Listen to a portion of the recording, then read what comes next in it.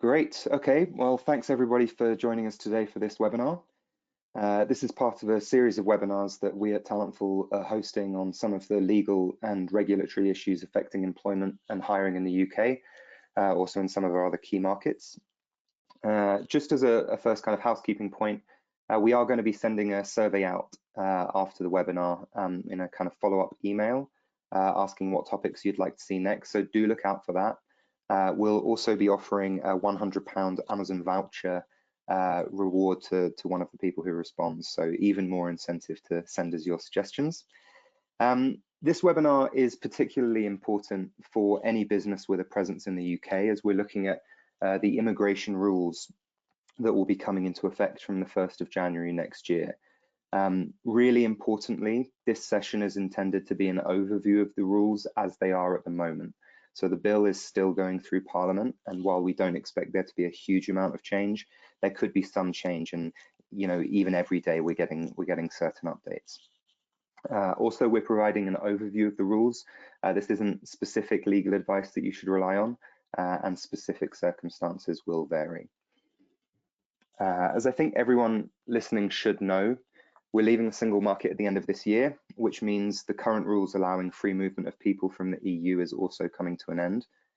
Aside from all of the other things that have happened this year and all of the disruption caused by the global pandemic, the timetable for Brexit hasn't changed, and it doesn't look like there will be a change to that. We'd be very surprised if that happens. And that's really important as we head into the final quarter of 2020, because as you start thinking about your hiring plans for 2021, we mustn't lose sight of the fact that a real shift in landscape is about to happen. New rules are coming in. They're going to have a massive impact on how we hire from abroad, not just from the EU, but also outside of it. The rules have been described, I think, accurately as the biggest change to the UK's immigration system for the last 40 years. And as we'll discuss, I believe the consequences of the new rules could even extend beyond just hiring, and at its most extreme, could have a very large impact on the ethnicity and culture of many organizations and maybe of the whole country, but we'll come on to that later. So by way of introduction, I'm Jack. I'm the person on the left there. I'm the General Counsel for Talentful, which, as many of you I'm sure know, is the world's leading embedded talent acquisition provider. If you want more information on our services or how we can help you scale your business or otherwise help with your talent acquisition needs, then please do get in touch. I'm delighted to be joined today by Sharmila Mehta of Keystone Law. Sharmila is a specialist UK immigration and nationality lawyer with more than 25 years experience in the field, working with senior executives, finance houses and multinational companies. She has particular experience in Tier 2 license compliance and global mobility issues. She was closely involved with the 2008 launch of the government's immigration system for economic migrants, is immediate past chair of the England and Wales Law Society Immigration Law Committee, and is helping the Home Office with its plan for the immigration changes that we're going to discuss today. So a really great source of information for us, and we're delighted to have her here. We're going to be running this session as a sort of conversation between Sharmila and myself, but we also have a Q&A function as well. So if you want to join in that conversation, or if there's anything you'd like us to clarify, please drop your questions in there. And I'll either put them to Sharmila when I see them or save them until the end. And following today's webinar, we're also going to be running a follow-up session for Talentful clients, where you can come with more specific questions and about your own approach to these rules, and Sharmila will go through those questions with more specific guidance and advice, but more on that later as well. So here's a high-level agenda of what we're going to cover today. We're going to be looking at an overview of the current landscape and what's changing, an impact on existing employees, how this will affect future headcount planning and recruitment, and then next steps and what you should be doing now.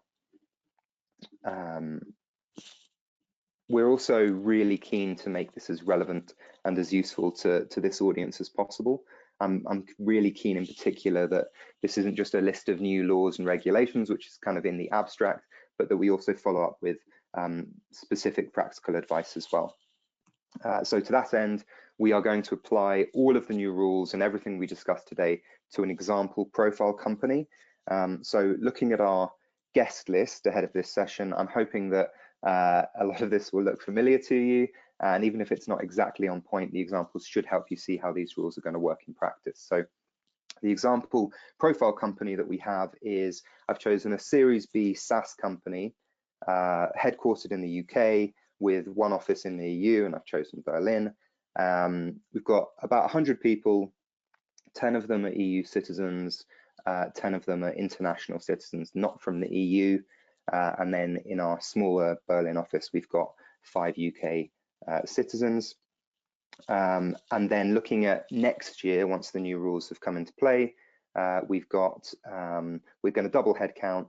We're going to double the number of EU citizens we've got, so we're bringing another 10 in, double the number of international non-EU citizens, and double the number of UK citizens in the Berlin office. So we've kept the maths really nice and simple. So without further ado, I'll pass it over to Sharmila to talk us about the current landscape.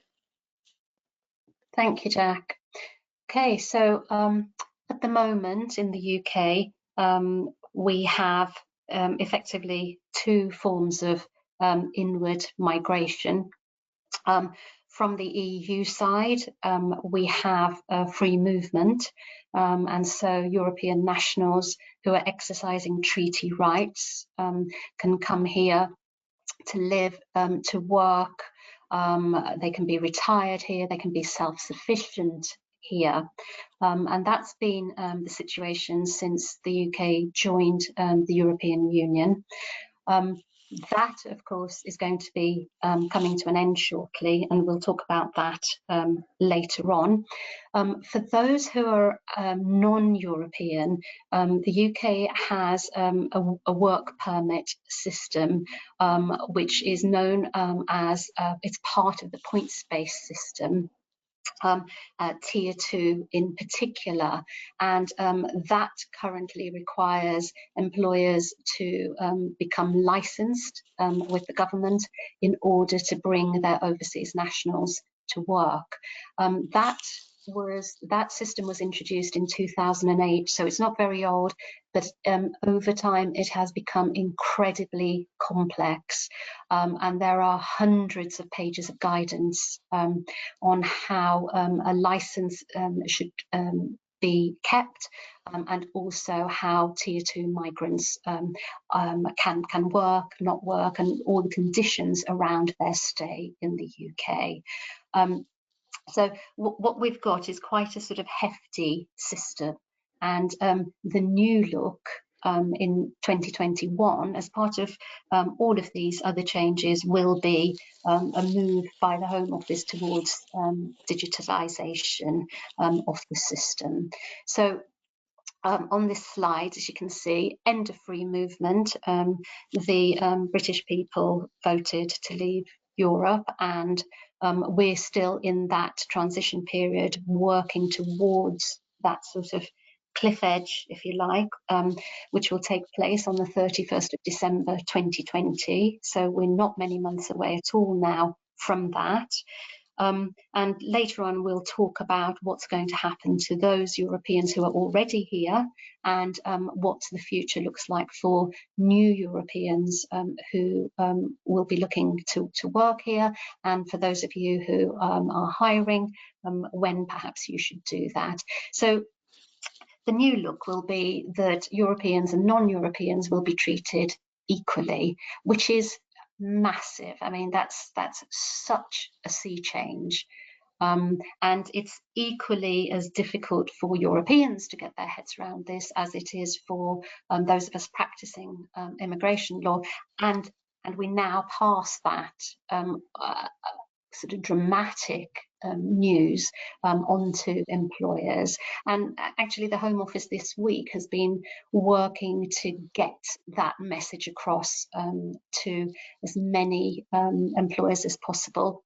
I suppose they struggle slightly because if they focus purely on UK employers, they're not actually getting the message out to the wider world, which is really where it needs to be. So we're looking to everything becoming more streamlined, but there will also be at the back of this a compliance regime that will need to be mindful of. So if we move on to the next slide. So existing employees. So for those Europeans who are already here at the moment, they are going to be protected either because they have made an application already under the EU regulations which apply to the UK and which the Home Office works under, and they will have obtained permanent residence. For those who haven't, but who want to claim status here, and which they must do, ideally before 31st December 2020, or certainly at the very latest by the 30th of June 2021, when the application scheme will effectively close to new applicants. The new scheme is called the EU Settlement Scheme, and that is a UK only scheme. So we're coming away from the European regulations because the UK is now just starting to think about itself.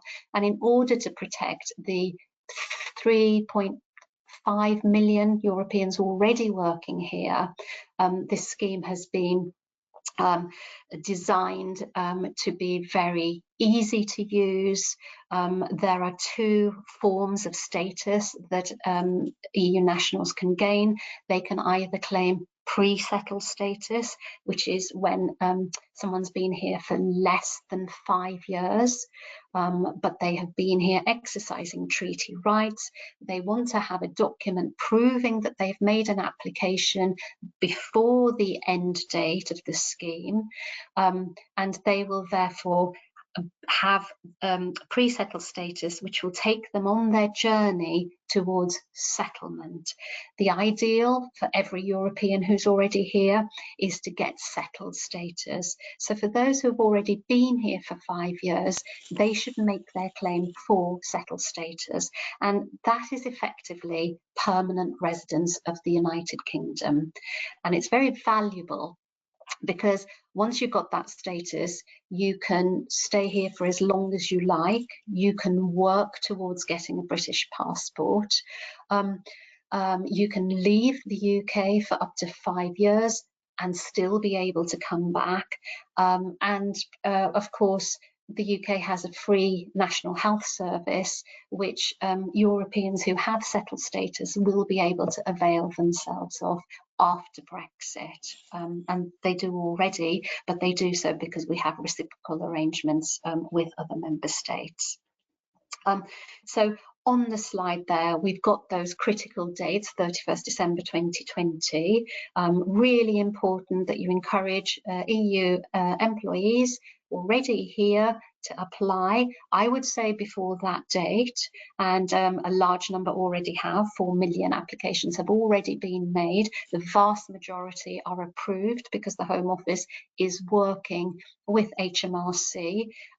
They have the technology to actually transfer data. The application is made on a mobile phone. You don't need to have a lawyer help you with straightforward applications. Employers will continue to accept passports and national ID cards of European employees as evidence of the legal right to work in the UK. And the Home Office has said that they can do that until the 30th of June 2021. Critically, that individual who applies on the 29th of June 2021 and doesn't have their application approved before the cut-off date could technically be considered to be unlawful in the UK. The reality is they won't be, but if they go looking for a new role on the 1st of July 2021 and they haven't been approved, they won't be able to show that they've got the legal right to work in the UK. So for those who haven't applied already, huge incentive to do so. Other than that, really, my own take on this is come the 1st of January 2021, if you have a French national who's in the UK, hasn't made an application, leaves to travel to France, comes back, is it going to be chaotic at the UK border because they don't have status, or are they just going to be able to say, actually, no, I have lived here for 3 years, I just haven't applied yet, please let me in so I can apply, and I promise you I'm not a new EU national coming to the UK. I think to maybe have that conversation is not a good idea. And therefore, the government is really backing applications before that soft cut-off date of 31st December 2020. Sharmila, we've got a question about so EU citizens that aren't currently here but that will be here before the 31st of December. So that's the critical date, isn't it? So as long as they're here before the 31st and living here lawfully, they're eligible to apply. They don't need to have been here for a certain number of months before that date. Exactly. As long as they're physically present before 31st December this year. And there was an article, there was a piece by another lawyer yesterday just around what is it that you have to prove. And the test is residence. So we think, because this hasn't been, of course, tested in the courts yet, but we think that probably it is a period of time in the UK that is not 1 week or 7 or 8 or 9 days. We think it's probably something like 3 weeks, and a physical address rather than a hotel, something that shows a level of permanence, so coming to work here, or effectively exercising treaty rights and being able to prove that that's what you're doing, and not just sort of sneaking in before that deadline, because that sneaking in will just catch up with that individual later on when they come to make their application for settled status. Okay, so the good news, originally there was a cost of £65 per application. There was a huge hoo-ha in Parliament, and eventually the government agreed that there should be no application fee for an application made under the EU settlement scheme. So it's there, and that's not going to change, so there's really no reason not to apply. Yeah, and this is conscious that this is a slightly funny slide. I think the point we're also making here is that, as you said, Sharmila, the actual process for application is also very simple. So we wouldn't expect you to need extensive kind of advisor fees and kind of legal advice on this. It's very simple, and we would expect the cost for most companies to actually be zero for this as well. Yes. Great. Okay, so just in terms of kind of applying that to our profile company then. So, as we've discussed, we've currently got our 10 EU citizens already working for our UK entity. They are going to apply for settlement under the EU settlement scheme that Sharmila's just outlined. And then let's just look at those other categories of employees. So our international citizens that aren't from the EU, they're not affected by this EU settlement scheme. So that's completely separate, and they're going to stay on the same kind of visa program, whatever they were on previously, they're not affected. And then looking at our UK citizens, so obviously this is also going to affect UK citizens' right to work in European countries.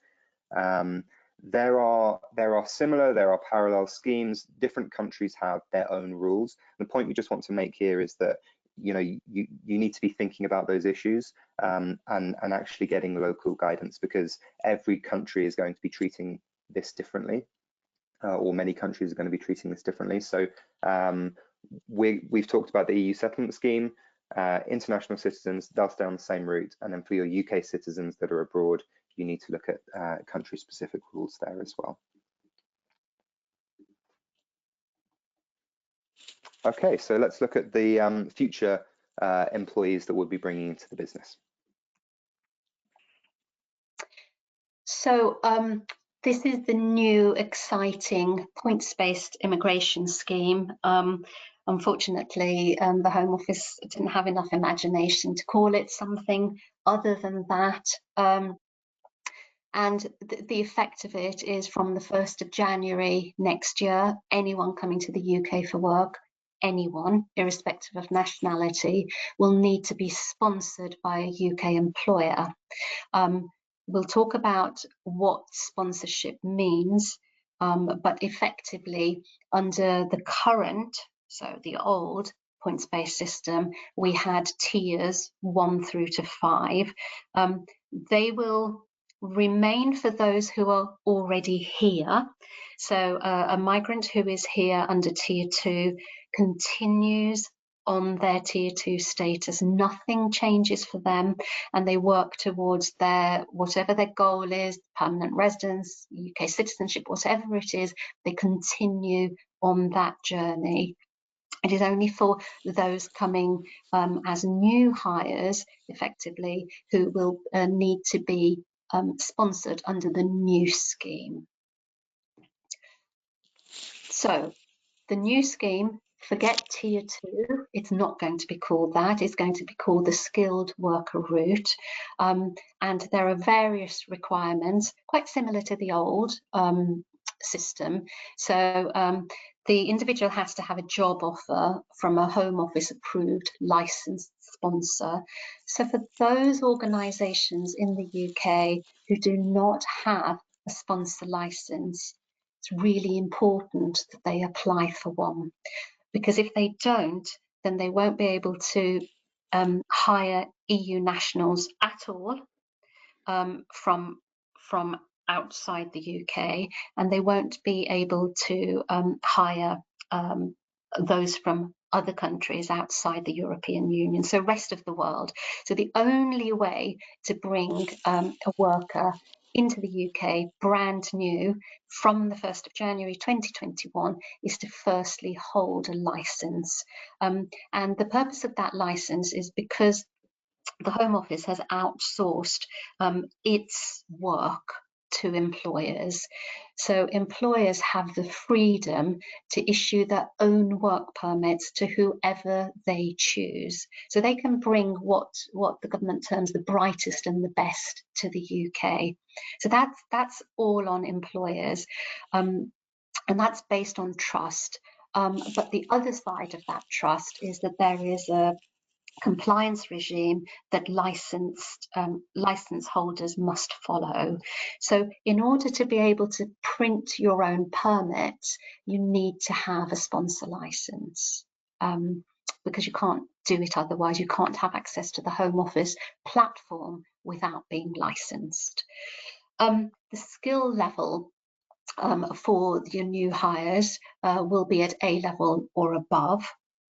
Which actually is a drop from the current tier 2, and they also have to be paid the relevant salary, whichever is the higher of the general threshold or going rate, and that information will be found in the equivalent of what we currently have, which is the SOC codes. The SOC codes are designed to set out all job titles for roles and salaries which the Home Office thinks should be paid for that role. Sharmila, can you give us an example of that? So like, if, for example, a software engineer, if we were looking at a software engineer, what would we be talking about there? Yeah, absolutely. So at the moment, software engineers, a new entrant should be paid £25,000 per annum. And an experienced software engineer would be expected to be paid £32,600. The definition of a new entrant is someone who is under 26 and who is only applying for a 3-year stay.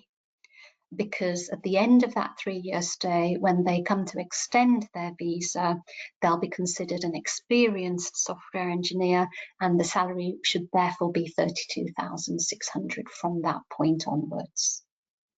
Yeah.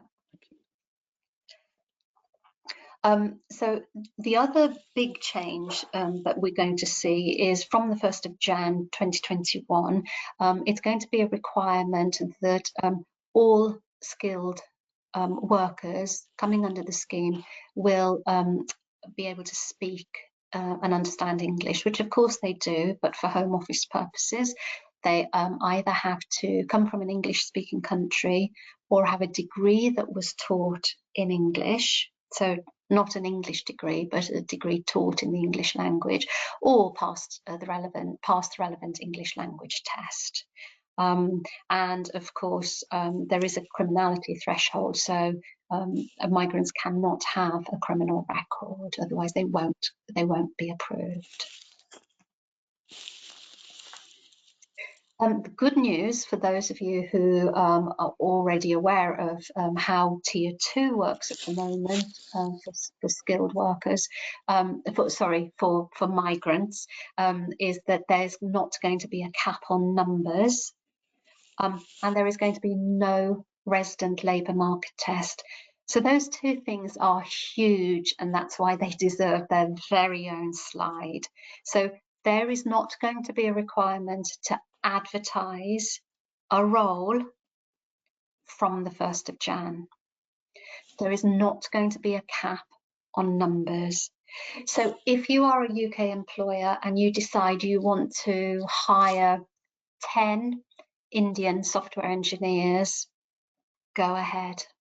As long as you meet the salary thresholds and you have a license and you have the certificates to issue, and you have a compliance regime in place, you understand what the requirements are so that you don't get your license revoked or suspended for not being compliant, then you can bring those individuals to the UK. No one is going to restrict numbers. I would say that this is how the law looks like it's going to be at the moment. We think that there is going to be a honeymoon period, and we think eventually the Home Office will start to add caps and quotas, but probably certainly for the first 3 months of the new scheme, possibly the first 6, it's going to be there's going to be the opportunity for you to hire whoever you want to come and work here. So the new scheme is going to be based on tradable and non-tradable points, and this is where the Home Office has built in flexibility into the scheme so that they can change quite quickly and ensure that we don't have a surplus of overseas nationals in the UK. And I guess at some point, if they need to, they can use the points system to rule out certain occupations as well. So there's going to be 50 points awarded for an employer giving an individual a certificate of sponsorship, so the work permit, and that the role is at a required level, and for English language. So for an American, that English language test and the points are awarded automatically by virtue of holding an American passport, a US passport. The tradable points will be in relation to salary, and also the qualifications that the individual holds. So basically what the UK is saying is, it's amazing if you have a PhD, you don't have to be paid as much. You still have to be paid the going rate or the threshold, but beyond that, if you've got a PhD, we're going to welcome you. And you can get points because of that, and you have to score 70 points in order to qualify for the visa. Sharmila, can you tell us a little bit more about the shortage occupation list? Because I understand that they just published that this week, is that right? So shortage occupation list is the list of all the occupations in the UK where we have a national shortage, and for those individuals at the moment, there's no requirement for the employer to advertise the role.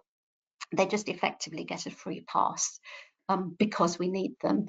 And so that list is sometimes long and sometimes short. It is dictated by government, but there is a committee called the Migration Advisory Committee that actually reports into government, and it consists of economists that look at where we have a shortage. So in relation to IT, yesterday the committee made a recommendation to government that almost all IT job titles, job roles should appear on the shortage occupation list, which for now, if the government approves the recommendations, means that there's no need to advertise for IT business analysts, architects, systems designers, programmers, software development professionals, website and development designers, cybersecurity specialists, IT operations technicians, data analysts.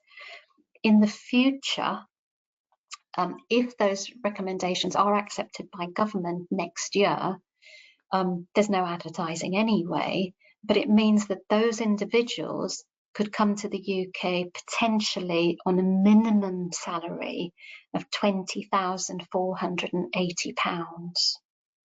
Okay, so that's really big here. So I guess the big takeaways there are for companies, you know, if you're paying the going rate, this points-based system should be fairly easy. And you mentioned the going rate, just over 30,000. I think probably for a lot of people listening, their software engineering teams are costing them more than that per head.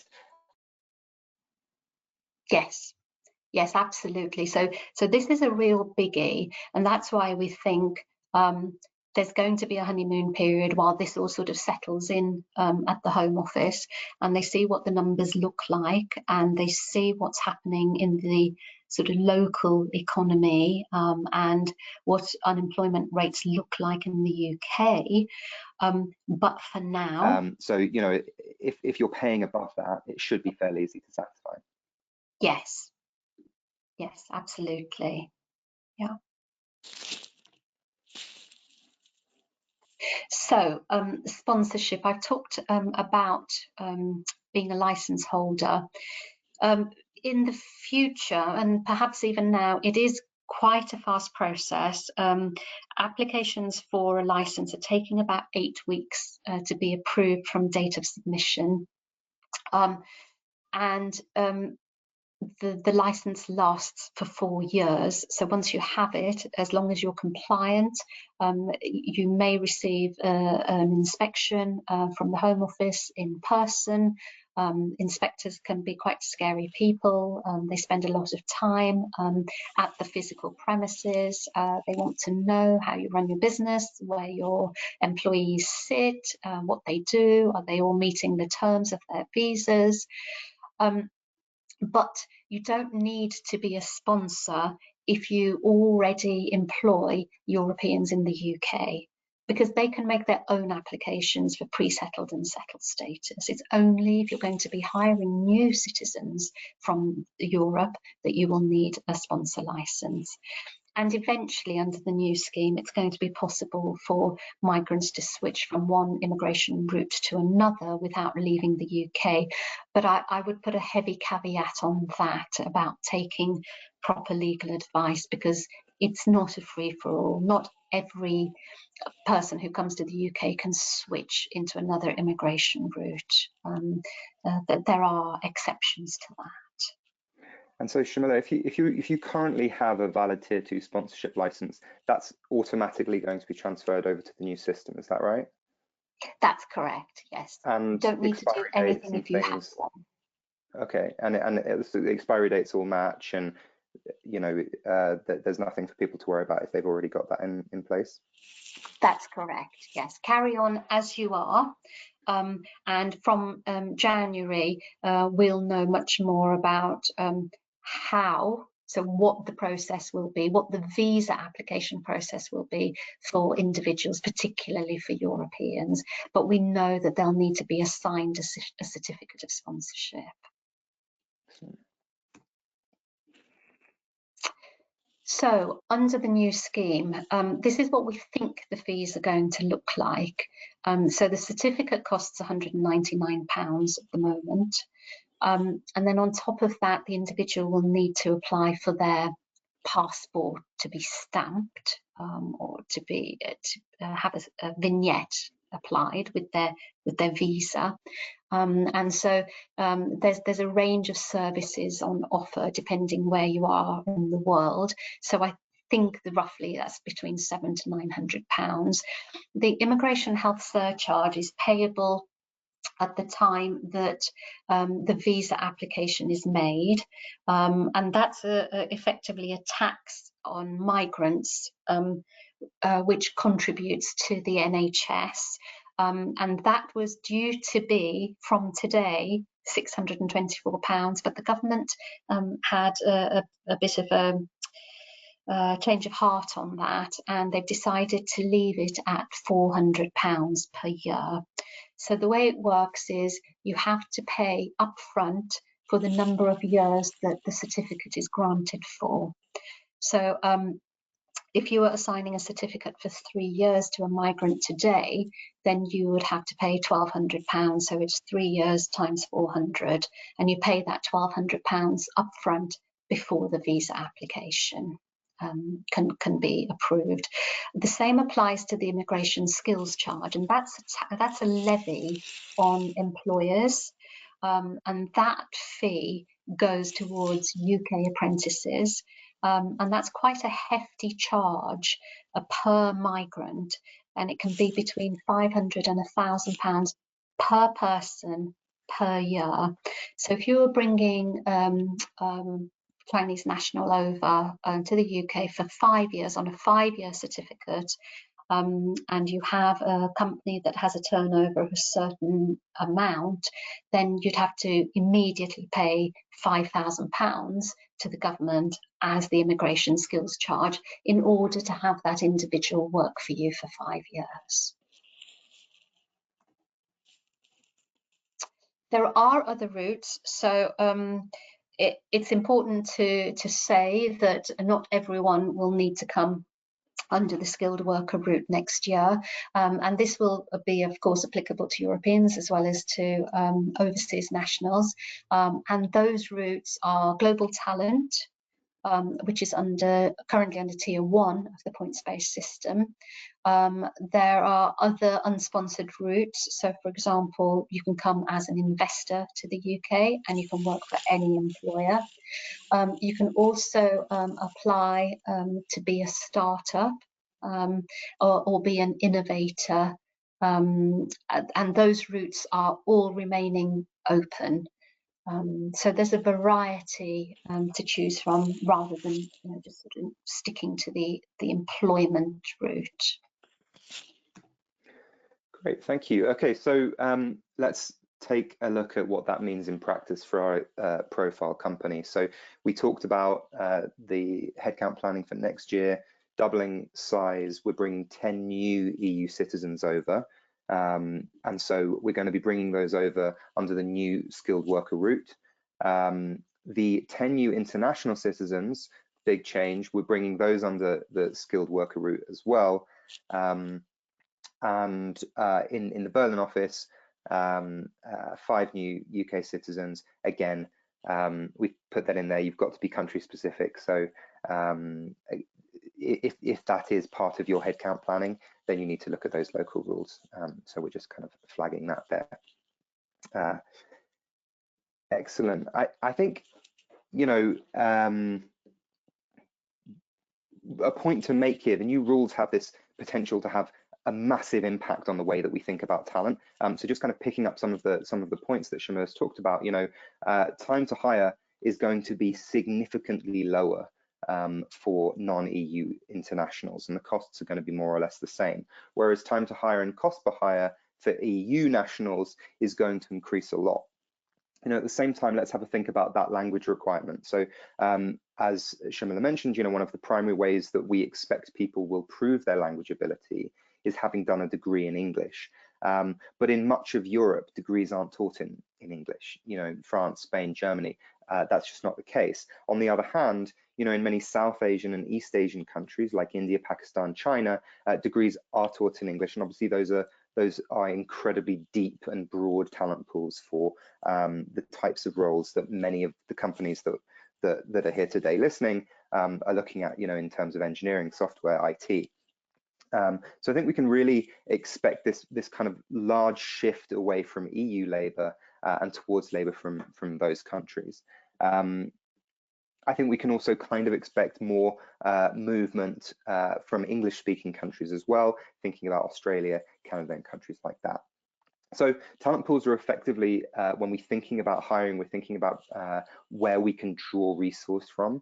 Talent pools are effectively becoming much broader and deeper than what we've been used to up until now.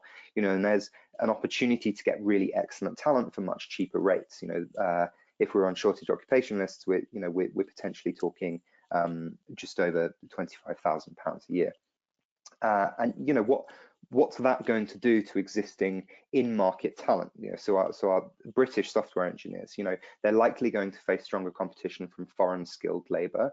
Is that going to bring salaries down? Is that going to make those positions more competitive? Will it make careers in those areas less appealing to our graduate intake, for example? And we can also start thinking about outsourced teams as well. So what's going to happen when the benefit obviously of outsourcing, you can get much cheaper labor. The cost of bringing those people in-house and into your HQ is really going to drop. What's that going to mean for outsourced functions as well? But then at the same time, how are you going to start integrating those teams? What does that mean for company culture? If you do bring Sharmila's example of 10 software engineers over from India, how's that going to change the culture? How are you going to integrate that team into your company? I think it's really important for us to be thinking about these things, because there is this real potential, especially, we're talking about this honeymoon period.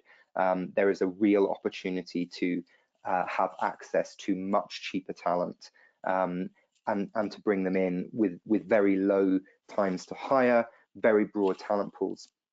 But at the same time, there are broader implications for doing that, and I think that really needs to start being factored into headcount planning as we think about next year. So looking ahead. Jack, shall I do this slide? Yeah. Go for it. Okay. So the immigration bill that sets out the framework for the new scheme is currently making its way through Parliament, all very slow, but the timetable is not going to shift. That 1st of Jan 2020 date is still going to remain in place, and the bill will turn into an act. It will become part of our body of legislation. The final details are being worked on in terms of technicalities, how the visa process is going to work. The Home Office, as I say, is moving towards applicants making their applications via their phones and via their laptops, and not requiring to attend for biometrics, and being able to use an app to upload a selfie. So there's huge change, and my sense is the Home Office is taking everything on board all at the same time, and they're just throwing everything at this. So we will know more as each day passes and things change. It's going to be a very interesting time, but it seemed to me key to have this conversation now, whilst those employers who don't have a license make an application. And for, as Jack says, for those of you who are looking at hiring strategy for the coming 12 months, to sort of build in these changes, because they could be very positive. And understandably so, that the government is aware of what it's doing and what the implications could be. But I think they also want to have the UK leading the way for best talent. And to the extent that that means it draws skilled professionals from all over the world, then so be it. So internal audit, really, really important. If you already have a license, amazing. Make sure you are compliant. The Home Office are going to gear up on their enforcement resources over the coming months.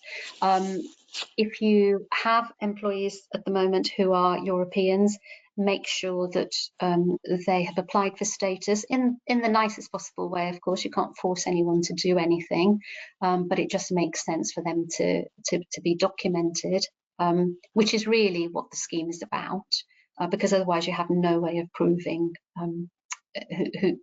who you are and how long you've been here. Review your hiring plans. Now is a good time to do that, especially if the government is looking not to increase the immigration health surcharge for a little while. Then have a look at that. For your overseas nationals, maybe consider applying next year when you don't have to advertise for the role, because that's going to make far more sense to do that. And overall, give this some thought, because I think it's really important, and it's been designed specifically with employers in mind, to make, as I say, the UK friendly and open for business. That's their message, that really they want to get out to the world. Excellent. Yeah, and I think the only thing that I'd add to that is, we'd really encourage people to go away and look at all of these things very soon. And when you start doing so, you're bound to find edge cases, you're bound to have questions. That's why we're running the next session, so that Sharmila can help with those questions, answer in more detail when you've looked into this further. And now really is the time to be doing that, because the new year really is just around the corner, and it really will impact your hiring next year. Brilliant. So thank you so much, Sharmila, for that. That was really informative. We've now got 10 minutes or so for questions. So if anyone does have questions, please drop them in the channel, and we'll get through as many of them as we can. If we can't get to your question, then do reach out and we'll come back to you directly. So first question here is, do we know what happens with people who have pre-settled status but have moved back to Europe to work remotely during COVID restrictions? Do they lose their pre-settled status if they choose to return to the UK at a later date? No, they shouldn't lose their pre-settled status. There are concessions around coronavirus and absences, so I would say not to worry, but not to leave it too long beyond the pandemic to return to the UK. But it shouldn't impact the current status at the moment for when they do return. Excellent, good. Next question, if we don't have a sponsorship license, am I right that in 2021 we won't be able to hire anyone with an EU passport from January, for example, regardless of whether they're already in the UK or not? That's not quite right. So if the European is in the UK and has pre-settled or settled status, or has applied or is planning to apply before the 30th of June 2021, then you can hire them without needing a license. However, if they are not in the UK as of the 1st of January 2021, and you want to hire them, then you will need a license in order to bring them to the UK for work. Brilliant, thank you. A question here on the health surcharge fees. Who's responsible for those costs? Is that the sponsor, the employer, or the employee? The visa application cannot be made until the health surcharge is paid. It is down to that individual relationship between employer-employee, prospective employee, as to who pays. I've seen employers generally pay. I've seen employees paying themselves. A bit of both. But there are no sort of rules about who pays. Excellent. This is a good question about evidence and authority, proving your right to work. So are we required to get evidence from our current staff that they have applied for settled status before or after the 31st of June 2021? There's no requirement for an employer to ask more than what is already in the legislation around right to work, which is for Europeans just their passport or national ID card. But from the 1st of July 2021, employers will need to know whether their European national employees have pre-settled or settled status. Yeah. Brilliant, thank you. So a couple of, did you have anything to add to that? Sorry, no, I was just going to say the advice I've been giving to employer clients is that's the sort of long stop rule. I think it's always a really good idea to know about your population, to know about their status. And so a better way of doing this, I think, is to actually put out a communication about the EU settlement scheme and just engage those individuals and encourage them to make the application if they haven't already, because that's a nicer way of doing things than waiting till the 1st of July to actually have to face this difficult conversation around the legal right to work in the UK. Brilliant, thank you. Question here about contractors who are employed as kind of full-time contract basis. Do the new rules, does the skilled worker route apply to those individuals? No, a sponsored worker, either under Tier 2 or under the skilled worker route, has to be employed. So they have to be an employee. I haven't seen anything. There was something in the white paper in 2018, but I haven't seen anything recently about contractors being able to work in the UK on a self-employed basis.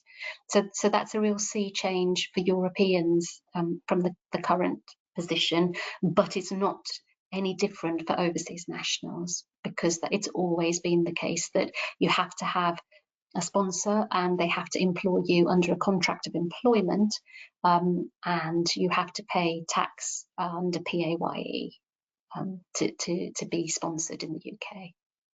Excellent, brilliant.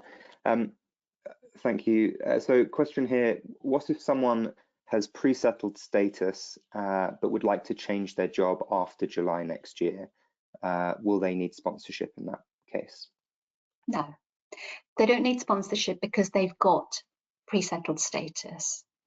So the way to think of it is anyone who's got pre-settled or settled status is like an old European. They were here before Brexit, so they are welcome to stay in the UK under this wonderfully wide umbrella of pre-settled and settled status. So they can work for whoever they want to.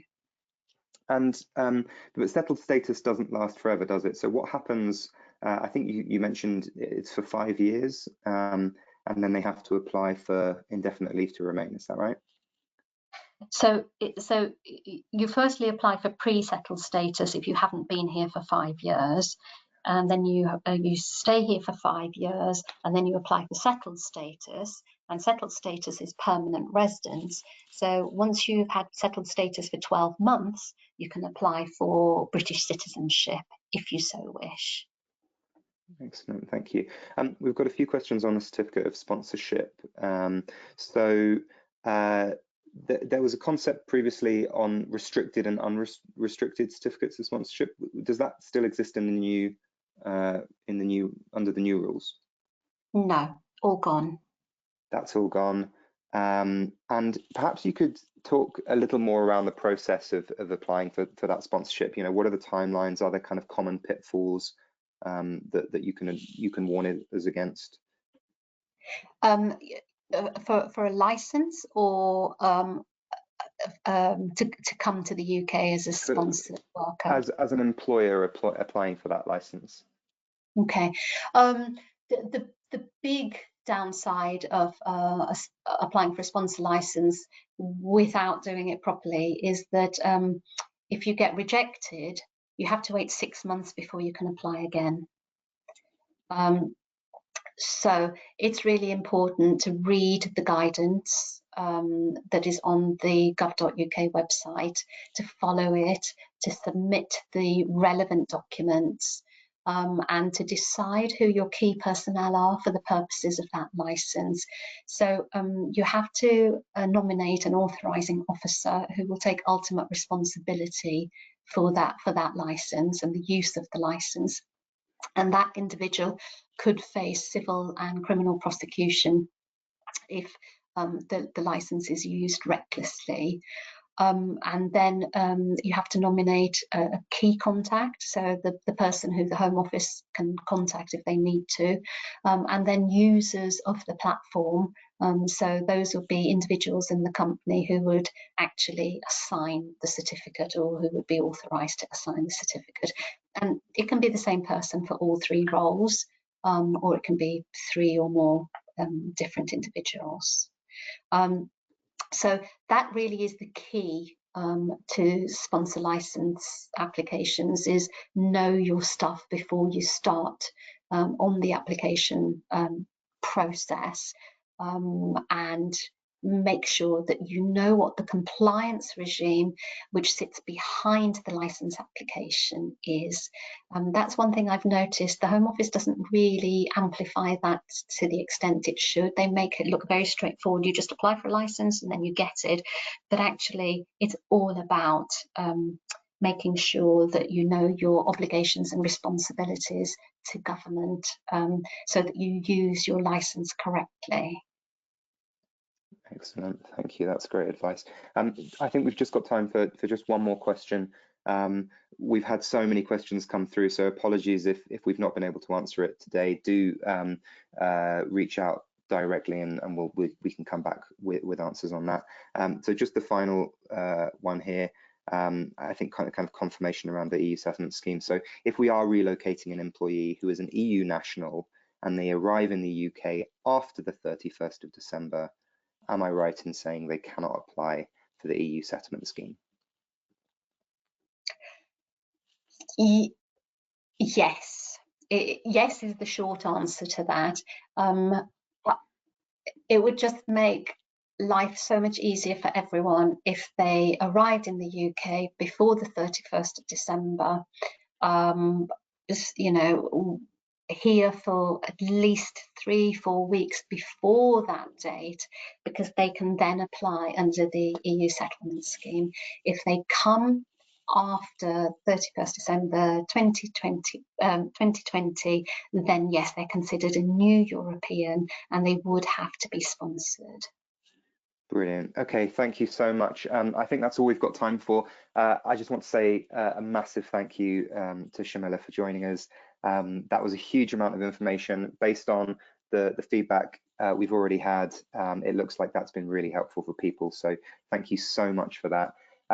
As I mentioned at the beginning, we will be running a follow-up session for Talentful clients, where Sharmila can kind of answer more specific questions that you've got about your situation or approach, and kind of go into some of these things in a bit more detail. We will be sending out more information about that. We'll also be sending around that survey after the webinar, asking for topics that you'd like to see next, so do look out for that as well. thank you so much for attending, and once again, a massive thanks to Sharmila for her time. Thank you.